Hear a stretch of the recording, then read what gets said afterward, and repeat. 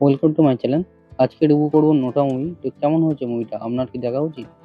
এই সিনেমায় মুখ্য ভূমিকায় রয়েছেন বিজয় দেবরকোন্ডা, যাকে আমরা অর্জুন রেড্ডির সিনেমার মাধ্যমে নতুনভাবে চিনেছিলাম, কিন্তু নোটাতে তিনি সম্পূর্ণ ভিন্ন এক চরিত্রে অভিনয় করেছেন।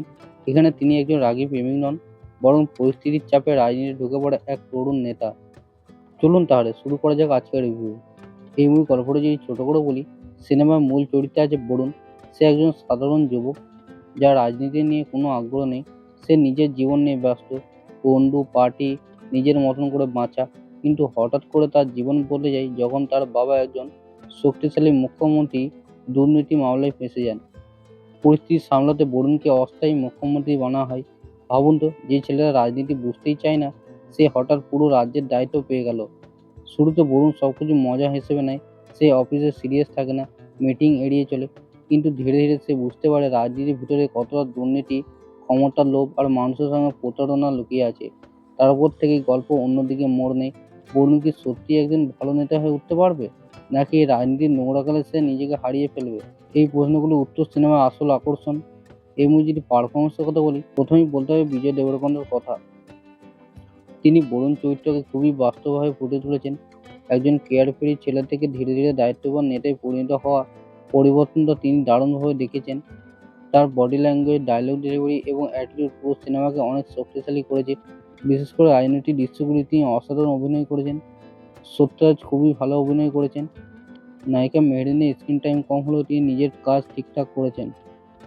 এই মুভির ডাইরেকশন এবং স্ক্রিনপ্লের কথা বলি, পরিচালনা আনন্দ শঙ্কর সিনেমাটা খুবই স্টাইলিশভাবে উপস্থাপনা করেছেন। রাজনৈতিক গল্প হওয়া সত্ত্বেও সিনেমা কখনো খুব বেশি বোরিং লাগে না। স্ক্রিনপ্লে ফার্স্ট হাফে একটু ধীর মনে হতে পারে, কারণ চরিত্রগুলো তৈরি হয়, কিন্তু ইন্টারভেলের পর সিনেমাটা অনেক বেশি গ্রাফিং হয়ে যায়। রাজনীতির ডার্টি গেম, পাওয়ার স্ট্রাগল এবং মিডিয়া ম্যানিপুলেশন খুব সুন্দরভাবে দেখানো হয়েছে। তবে কিছু জায়গায় গল্প একটু প্রেডিক্টেবল লাগে, কিছু টুইস্ট আগে আন্দাজ করা যায়, আর ইমোশনাল কানেকশন আর একটু শক্তিশালী হলে ভালো হতো। সিনেমাটা হয়তো আরও ইমপ্যাক্টফুল হতে পারত। মিউজিক ও সিনেমাটোগ্রাফি, শামসির ব্যাকগ্রাউন্ড মিউজিক সিনেমার টেনশন অনেক বাড়িয়ে দেয়। বিশেষ করে পলিটিক্যাল সিনগুলোতে মিউজিক দারুণভাবে কাজ করেছে।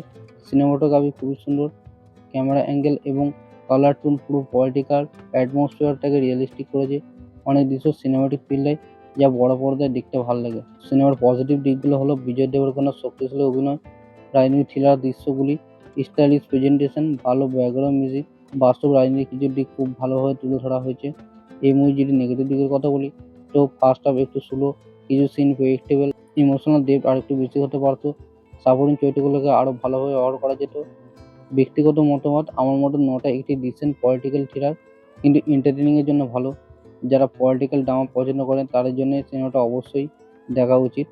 আর বিজয় দেবরকোন্ডা ফ্যান হলে তো অবশ্যই দেখা উচিত। তো মুভিটা আমার ভালো লেগেছে। আমরা কে কে দেখেছি কমেন্টে লিখুন। আর এরকম ভিডিও পেতে লাইক, শেয়ার, সাবস্ক্রাইব করতে ভুলবেন না। দেখা হচ্ছে পরের ভিডিওতে।